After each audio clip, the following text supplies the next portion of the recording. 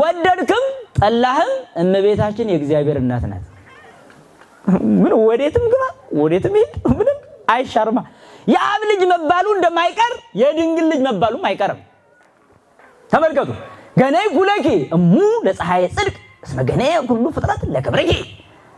የፀሐይ ጽድቅ የክርስቶስ እናቱ ተገዛሁልሽ ይላል አባ ጊዮርጊስ ዘጋስጫ። ምን ማለት ነው? የፀሐይ ጽድቅ ዓለም በድቅድቅ ጨለማ ውስጥ ነበረ። ዓለምን የሚያበራው እውነተኛ ፀሐይ ክርስቶስ ነበረ። ስለዚህ ዓለም የሚበራበት እውነተኛው ፀሐይ በሷ በኩል ከተገኘ የፀሐይ ጽድቅ እናቱ ተብላ ትጠራለች። የፀሐይ ጽድቅ እናቱ ሆይ አለ ተገዛሁልሽ አለ እስመ ኩሉ ፍጥረት ገነይ ለክብርኪ። ፍጥረት ሁሉ ለክብርሽ ተገዝቷል ይልና በጣም የሚገርም ለምንድን ነው የተገዛሁልሽ? ለምንድን ነው ፍጥረቱ የተገዛልሽ? የሚለውን መልስ ደግሞ ሀበ ተነግረ ስመ ወልድኪ ህዬ ይትነገር ስምኪ ወሀበ ሰፈነ መለኮተ ወልድኪ ህዬ ይሰፍን በይኪ። ምን ማለት ነው? የልጅሽ ስም በተጠራበት ሁሉ ያንቺ ስም ይጠራል አለ። ምን ማለት ነው? ማለት ኢየሱስ ክርስቶስ ተብሎ በተጠራበት ሁሉ የኢየሱስ ክርስቶስ እናት ተብላ ትጠራለች። አያችሁ፣ ልጅ በተጠራበት ወላጅ ይጠራል። የአብ ልጅ ብለን እንደምንጠራ የድንግል ልጅ እንላለን። የወልድ አባት አብ ብለን እንደምንጠራ የወልድ እናት ድንግል ማርያም ብለን እንጠራለን። ስለዚህ ስሙ በተጠራበት ስሙ ይጠራል። እንዲህ ሲል ግን ሰይጣን አይወድም፣ ደስ አይለው።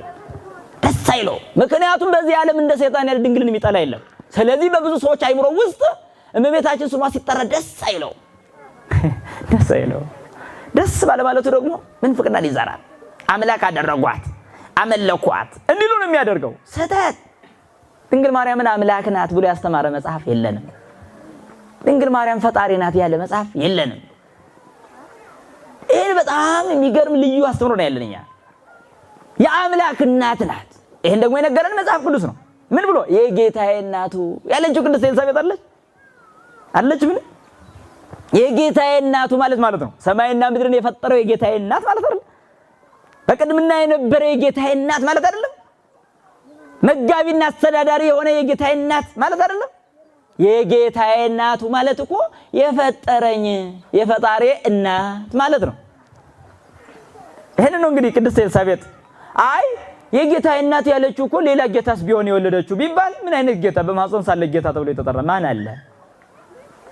ሰማይ ምድሩን ከፈጠረው ከሱ በቀር ለማን አለ? የጌታዬ እናት ብላ ጠራች። ኤልሳቤጥ እኮ ትልቅ ሴት ናት። በዘመኑ እኮ ድንግል ማርያም እኮ በጣም ብላቴና ናት። የ15 ዓመት ልጅ ናት። በዛው ላይ ኤልሳቤጥ እንዲህ በሆነ ፍርሃት ነበር መጥራት የነበረባት እንዴ? አይደለም። የእህቷ ልጅ ናት። የሚገርም እኮ ነው። አክስቷ እኮ ናት። ምን ማለት ትችል ነበረ? ማርያም መጣሽ ደህና ነሽ በቂ ነበር። ይሄ ግን ምን አለች? በጥንቃቄ ከፍ ብላችሁ ስታነቡ መንፈስ ቅዱስ አደረባት ነው የሚለው ኤልሳቤጥ ላይ። መንፈስ ቅዱስ ሲያድርባት ምን ብላ ጠራቻት? የጌታዬ እናት አለች። ወደ እኔ ትመጪ ዘንድ እኔ ምንድነኝ? ይሄ ነው እንግዲህ የመጽሐፍ ቅዱስ የትህትና ቃል። እኔ ምንድነኝ ያለ ወደ እኔ ትመጪ ዘንድ እኔ ምንድነኝ ያለቻት ድንግል ማርያም አሁን ወደኛ እንድትመጣ ብንለምን ምንድነው ነውሩ?